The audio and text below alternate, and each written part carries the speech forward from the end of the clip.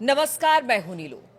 तो हर रोज हम आपके लिए अपडेट मिडिल ईस्ट से लेकर आते हैं और इस वक्त एक बड़ी खबर सामने आ रही है, खास तौर पर जब ऐसे समय जब बातचीत का दौर भी चल रहा है, युद्ध की आशंका भी अमेरिका और ईरान और इजराइल के बीच में बनी हुई है। ऐसे में खबर यह आ रही है कि ईरान जो है वो इराक की तरफ अपने हथियार भेज रहा है। अब इसके पीछे की क्या वजह है, आखिर क्या वजह है कि ईरान इराक में हथियार भेज रहा है? बातचीत करने के लिए मयंक मेरे साथ जुड़ गए हैं। मयंक, अब तक तो हमने देखा कि चाहे हुती हो, हिजबुल्ला हो या फिर हमास हो, इन सब जगहों पर उनको ताकतवर बनाने के लिए कहा जाता है कि ईरान पीछे खड़ा रहता है, हथियार मुहैया कराने से लेकर हर तरह की चीजें। लेकिन इस बार ईरान इराक में अपने हथियार भेज रहा है। क्या वो हथियार हैं और क्या वजह है इसके पीछे? ईरान की मंशा क्या है? देखिए, जो इंटरनेशनल मीडिया में जिसकी चर्चाएं हैं, जो एक्सपर्ट्स मान रहे हैं, ये ईरान का एक बहुत बड़ा मूव है। ये ऐसा लगता है कि पूरी एक शतरंज की बिसात बिछी हुई है और जिसमें खामेनी ने एक बहुत बड़ा दांव खेला है। और बताया ही जा रहा है, खबरें ये आ रही हैं कि ईरान ने इराक में अपनी बैलिस्टिक मिसाइल्स की बड़ी खेप भेज दी है। और ये बैलिस्टिक मिसाइल्स किसको सप्लाई की गई हैं? पॉपुलर मोबिलाइजेशन फोर्स को, कताइब हिजबुल्ला को और लश्कर मुख्तार को। ये तीनों शिया संगठन हैं जो अमेरिका के खिलाफ लगातार जंग कर रहे हैं और ये ईरान के समर्थित संगठन हैं। ठीक है। और ये बैलिस्टिक मिसाइल का इराक भेजा जाना एक प्रकार से इजराइल और अमेरिका दोनों के लिए एक बड़ा झटका माना जा रहा है। देखिए, खामेनी ने बहुत ही नपे तुले तरीके से ये फैसला लिया है मिसाइल्स भेजने का। और बताया ही जा रहा है, अब ये मिसाइल्स जो है खुद आईआरजीसी की तरफ से, जो अंदर की खबरें हैं कि आईआरजीसी जो फोर्स है ईरान की, उनके कुछ कमांडर्स को ये जिम्मेदारी सौंपी गई है और इनके द्वारा ये जो है फोर्स मिसाइल्स जो है वो भेजी गई हैं। अब देखिए, इसमें जो मिसाइल्स भेजी गई है, इसमें कुछ बैलिस्टिक मिसाइल है और जमाल नाम की जमाल ग्रुप की जो है वो बैलिस्टिक मिसाइल्स हैं। ये दो बैलिस्टिक मिसाइल्स का नाम सामने आ रहा है और साथ ही बड़ी संख्या में, बड़े पैमाने पर हथियार भी इराक भेजे गए हैं। अब जो आपका सवाल था कि भाई ये क्यों भेजे गए और इसका क्या परिणाम होगा, देखिए, पिछले कुछ समय में अगर हम देखें तो सीरिया में जैसे हालात बने, बशर अल असद को वहां से हटना पड़ा। बशर अल असद जो है उनके ईरान से बहुत अच्छे संबंध थे और बशर अल असद के हटने के बाद जिस तरह से तुर्की का इंटरफेरेंस हुआ और एचटीएस के हाथ में जो है वो सीरिया का बड़ा हिस्सा एचटीएस के पास चला गया। और अब जिस तरह से इजराइल वहां पे लगातार सीरिया में जो है वो बड़ी जमीन पे कब्जा करके बैठा है और वहां पे जो है अपना एक प्रकार का बड़ा बफर जोन बनाना चाह रहा है, बल्कि ये कहें कि सीरिया का एक बड़े हिस्से को हथियाना चाह रहा है।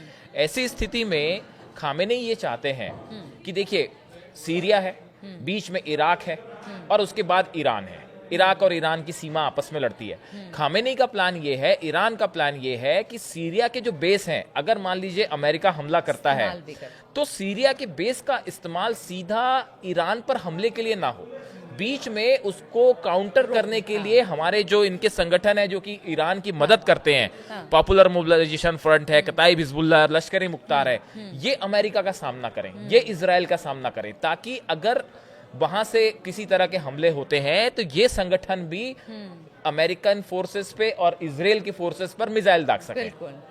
बिल्कुल वैसे ही जैसे लेबनान में हिजबुल्ला है।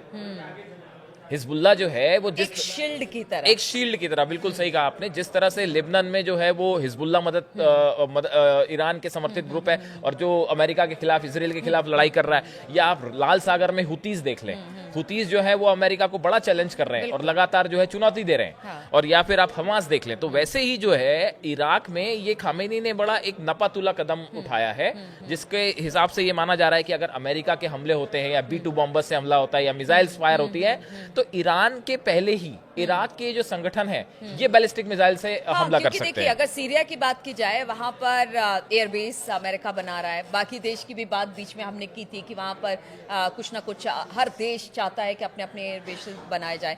ऐसे में ये बहुत जरूरी था कि अगर उस जगह को खाली रखा जाता, खास तौर पर तो वहां से ईरान को टारगेट करना आसान हो जाता है। ये बिल्कुल वैसे ही प्लानिंग है जैसे नेतन्याहू बफर जोन बनाने की कोशिश करते हैं, चाहे वो लेबनान हो, चाहे वो गजा हो, चाहे सीरिया हो। तो इनका जो प्लान है, तो जो प्लान नेतन्याहू का था, एक प्रकार से उसी प्लान को उन्होंने अब ईरान ने अपनाया है, और अपनाया ही नहीं बल्कि ज्यादा एग्रेसिवली अपनाया है। और अगर ये खबर सही है, देखिए इस तरह की खबरें जो है वो मिडिल ईस्ट के कई अखबारों में हैं कि ऐसा कहा जा रहा है कि ये बात सही है कि बैलिस्टिक मिसाइल्स ईरान ने सप्लाई की है। अगर ऐसा है तो ये वाकई एक बड़ी चुनौती होगा अमेरिकन फोर्सेस के लिए और खासकर इजराइल के लिए। और एक बात और, हमने पहले भी जिक्र किया था इस बात का कि देखिए अगर इजराइल और अमेरिका एक तरफ आ जाते हैं तो ईरान के समर्थन में जो उनके प्रॉक्सीज है और बाकी बहुत सारे संगठनों को हमने बात किया था कि किस तरह से वो चाहते हैं कि वो ईरान का समर्थन करे, और जहां पर बात युद्ध की आएगी खासतौर पे इजराइल और अमेरिका के साथ, तो सभी संगठित होंगे। देखिए ये एक ऐसी स्थिति है कि एक बड़ा स्ट्रैटेजिक और डिप्लोमेटिक एक रेस शुरू हो गई है। हाँ। अभी आपने देखा कि कैसे तालिबान हमेशा से इतने सालों तक अमेरिका के खिलाफ लड़ा, लेकिन अभी खबर आई कि जो बरगाम बेस है, वहां पे जो है तालिबान से अमेरिका ने हाथ मिला लिया है और अपनी फोर्सेस वहां पे फिर से जो है एयर अपनी फ्लीट जो है वहां भेज दी है। तो देखिए एक प्रकार का युद्ध के पहले जो लॉबिंग होती है कि कैसे किसी मुल्क को, किसी संगठन को अपने पक्ष में किया जाए, तो अमेरिका की तरफ से भी एक कोशिश है कि ज्यादा से ज्यादा इस्लामिक जो कंट्रीज हैं उनको ईरान के खिलाफ अपने खेमे में रखा जाए, और दूसरी तरफ ईरान की कोशिश है कि जितने संगठन जो अमेरिका के खिलाफ हैं उनको मजबूत किया जाए, अपने पक्ष में रखा जाए, ताकि अगर अमेरिका की तरफ से हमला होता है, इजराइल की तरफ से हमला होता है, तो ना सिर्फ ईरान पलटवार करे बल्कि ये सब संगठन, और हमने देखा कि ये बड़ी क्षति पहुंचाते हैं, चाहे हिजबुल्लाह हो, चाहे हुती हो, चाहे हमास हो, ये हमेशा एक बड़ी भूमिका निभाते हैं ईरान के पक्ष में, और ये हमेशा से अमेरिका और इजराइल फोर्सेस के लिए बड़ा चैलेंज होते हैं। और इसीलिए ईरान तटस्थ रहता है। हमने देखा है कि वो बड़े नपे तुले सधे, क्योंकि उसके प्रॉक्सीज पहले आगे। नीलू आप बिल्कुल सही कह रहे हो, हम बार बार ये कह रहे हैं कि देखिए चाहे कोई भी फ्रंट हो, चाहे डिप्लोमेटिक फ्रंट हो, चाहे स्ट्रैटेजिक फ्रंट हो, डिफेंस का लेवल हो, खुफिया एजेंसीज हो, और हथियारों का मोबिलाइजेशन हो, इन सब मामले में ईरान के कदम बड़े बेहद नपे तुले हैं। अब सबकी नजर है कल की वार्ता पे क्या होता है, उसके बाद देखते हैं क्या बात। बिल्कुल, और हमारी नजर भी कल की वार्ता पर है, लेकिन देखिए तैयारी पूरी है, चाहे वो ईरान की तरफ से हो, अमेरिका की तरफ से हो, इजराइल की तरफ से हो, उनके प्रॉक्सीज की तरफ से हो।